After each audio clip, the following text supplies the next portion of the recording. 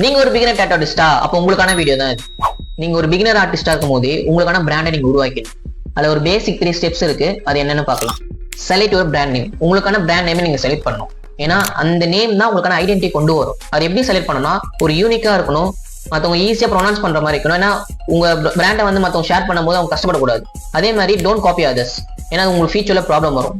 So உங்களுக்கான brand name வந்து நீங்க இந்த யூனிக்கா வைக்கணும், மற்றவங்க ஈஸியா ப்ரொனவுன்ஸ் பண்ற மாதிரி இருக்கணும். அதே மாதிரி மற்றவங்க காப்பி பண்ணக்கூடாது.